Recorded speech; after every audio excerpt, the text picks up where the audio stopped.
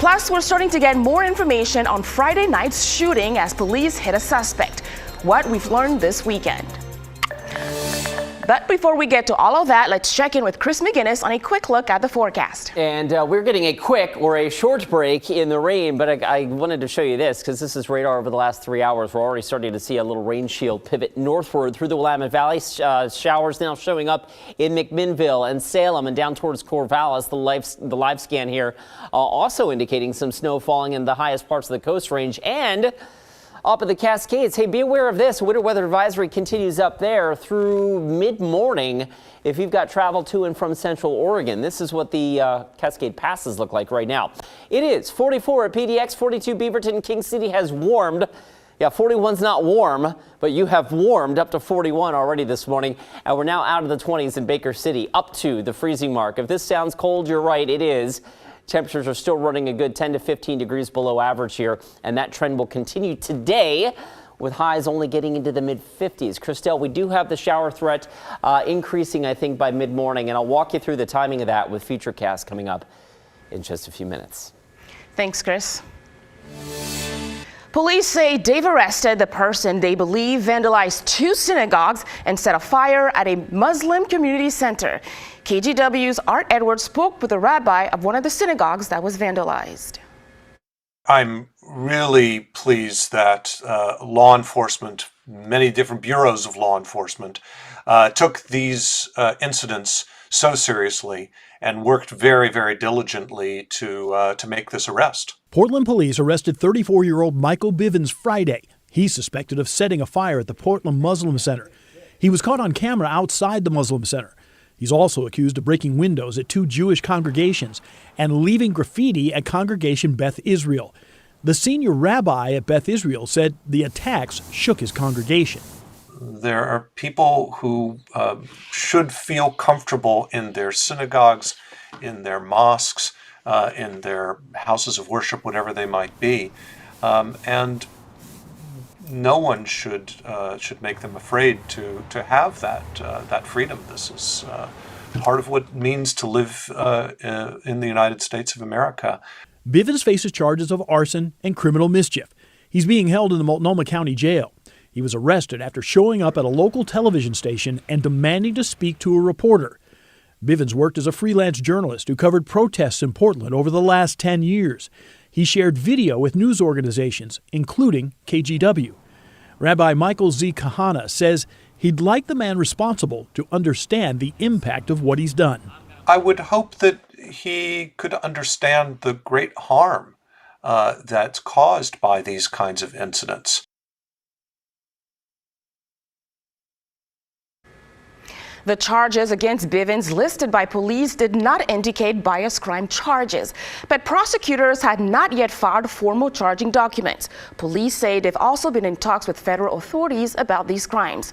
Anyone with information is asked to contact Portland Police. Police say police officers and a suspect opened fire at each other Friday night before that suspect was hit by bullets in Northeast Portland. The incident started as police pulled over a vehicle for several violations near Northeast 78th and Mason. Police say 4 officers were involved in the shooting and the suspect remains in the hospital with serious injuries. The investigation into the shooting will be completed by PPB and its findings will be presented to the Police Review Board. That's made up of community members, bureau members, and people from the Independent Police Review Division. The officers involved are currently on administrative leave. Police in Beaverton are investigating a deadly shooting. Officers were called to Southwest McCory Court around 8:40 last Friday. When they arrived, they found 37-year-old Levi Pierce shot, and they began giving him medical treatment. Pierce later died at the hospital, and police arrested his roommate, 34-year-old Austin Sutton, for allegedly shooting Pierce. Sutton is now facing multiple charges, including murder. Anyone with information is asked to contact Beaverton Police. Now look at what Coast Guard had to deal with yesterday off the coast of Washington, right there. This 143-foot luxury yacht started taking on water near Grays Harbor. There were 7 people on board the vessel. They couldn't close the yacht transom's door and water got into the vessel. But fortunately, the Coast Guard was able to get everyone off the boat. It took crews about 10 hours to tow the vessel to a safe harbor. Northwest Cornell Road has been closed since August because of tunnel repairs. The city originally said spring 2022 for the completion.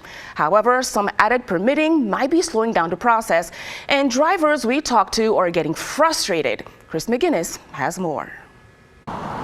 Northwest Cornell Road carries 10,000 cars a day through the West Hills. It's been closed east of Skyline Boulevard since August. You have to hope that there's enough of an opening to cross Skyline, but since traffic is backed up bumper to bumper on the other side, there's no way for you to get in. Barry Newman is one of thousands impacted by the tunnel closure. The detour for most is the Sunset, Highway 26, or West Burnside, a road already choked with about 20,000 cars a day, funneling through a 2-lane tunnel of its own. We had some cracking and some spalling. The city said the 2 tunnels on Northwest Cornell Road needed major work. That work is basically done. However, the spring 2022 timeline has not been updated. Hope to have an update in a few weeks on what the time frame will be for that. The city is waiting on its own permitting to allow PGE to complete needed electrical work. The added delay is wearing on local drivers. And they have a little electronic sign there that says whatever it says. Now, then it said it will not be done until January or February, and then it said will not be done until the spring.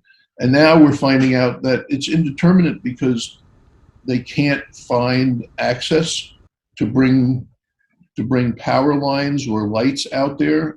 PGE confirmed with us Saturday that once they receive the appropriate permits from the city's Bureau of Development Services, their crews can complete the work. I mean, it's just crazy that nearly a year has gone by, and now they suddenly realized that they have no right of way to bring power out to the lights in the tunnels.